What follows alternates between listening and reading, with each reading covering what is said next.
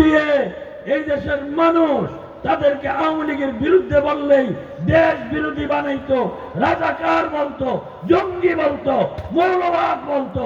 এদের হাতেই আওয়ামী লীগের পতন হয়েছে। এমন পতন হয়েছে একবারে আন্ডা ডিম বাচ্চা সহ সব গর্তে গিয়ে লুকাইছে, সব গর্তে পালাইছে। কাউয়া কাদের বলতো তলে তলে সব ঠিক, আমরা এখন দেখলাম হ্যাঁ তলে তলে ভারত ঠিক, ভারত ঠিক। আমরা বলতে চাই যারা ইসলামের উপর আঘাত করেছে, শাপলা চত্বরে রাজীব হায়দার, এইভাবে নাস্তিকরা, ইমরানের সরকার, লাকি, এরা মাসকে মাস দিনকে দিন রাত দিন শাপলা শাহবাগ দখল করে তারা ইসলাম বিরোধী নাস্তিকতা বহিঃপ্রকাশ ঘটিয়েছে। এমনকি তারা আল্লাহরও ফাঁসি চাই বলে স্লোগান দিয়েছে। গোটা দেশ নীরব স্তব্ধ। আল্লামা শাহ আহমদ শফী চট্টগ্রাম থেকে ডাক দিলেন, সমস্ত ওলামায়ে কেরাম ঐক্যবদ্ধ হয়ে তাওহীদি জনতা আলেমদের সাথে শামিল হয়ে শাপলা চত্বরে আমরা আসলাম। এক রাতও আমাদেরকে থাকতে দেয় নাই, এক রাতও থাকতে দেয় নাই। অথচ বিনা অনুমতিতে নাস্তিকরা ঢাকার রাজধানীকে নাস্তিক্যবাদ কায়েমের জন্য তারা আড্ডাখানা জমিয়েছিল।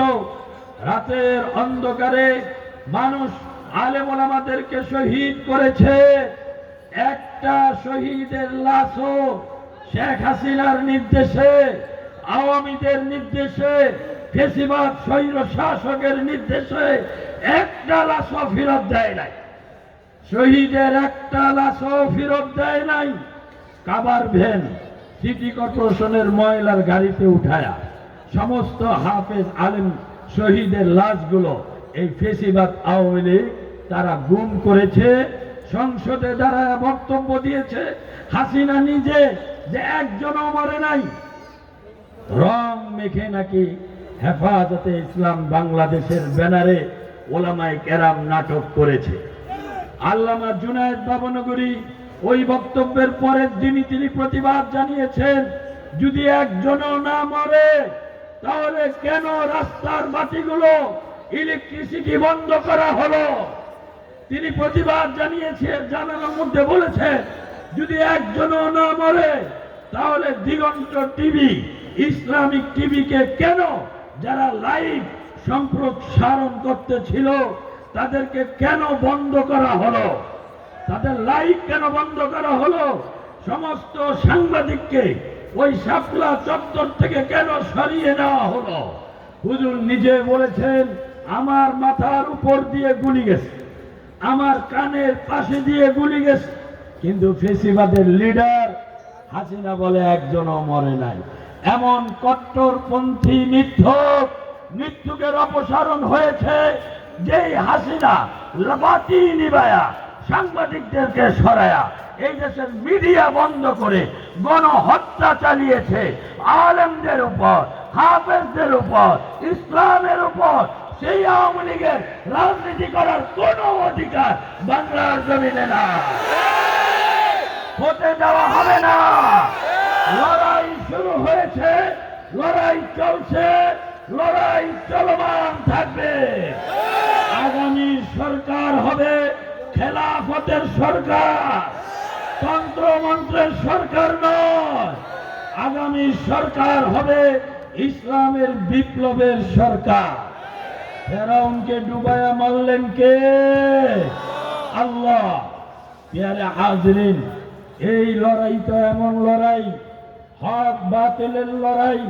দল বড় নয়, বাপ বড় নয়, মা বড় নয়, রাষ্ট্র বড় নয়, বড় হলো আল্লাহ, বড় হলো আল্লাহর দ্বীন, বড় হলেন আল্লাহ, আল্লাহর দ্বীন।